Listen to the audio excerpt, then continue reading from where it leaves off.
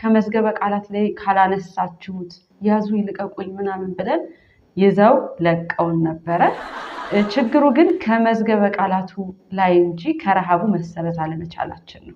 ማለቴ አንተ ጠፍጣፋ ሆድ ፍላት ቢሆንም ያለ አሁንም ድረስ ሆዳቸው በረሃብ የተነፉ ህፃናት ያሉበት ሀገር ላይ ያለህ በመሆኑ ማለቴ ነው። ለነገሩ ከረሃብ ቢተርፍ እንኳን በድራፍት ማበጥ ባይቀርቶ ወገኖቻችን ተረጋጉ፣ በጣም እንደራባችሁ ይገባናል።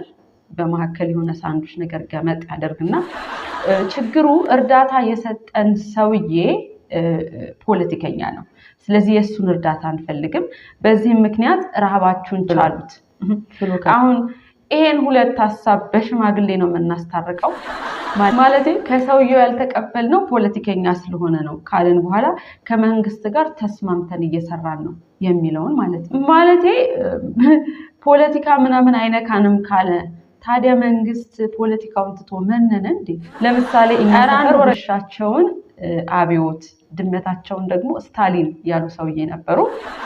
በኋላ ደርግ እነዚህን ስሞች ለቤት እንስሳ መስጠት ለአብዮቱ ያለህን ንቀት ያሳያል ብለው እስር ቤት አስገቧቸው። ሰውየው ከእስር ከተፈቱ በኋላ ታዲያ በድጋሚ ከደርግ ጋር ላለመጋጨት የአካባቢው ሰው ውሾቹን በዚህ ስም እንዳይጠራ ለመከላከል ሞከሩ፣ ግን አልቻሉም። በመሆኑም በዚህ ስም በድጋሚ እስር ቤት ከምገባ በማለት የውሻቸውን ስም የምን አብዮት ብለው ቀየሩለት። ችግሩ ደርግ ጭራሽ አብዮቱን ጥያቄ ውስጥ ከታለ በሚል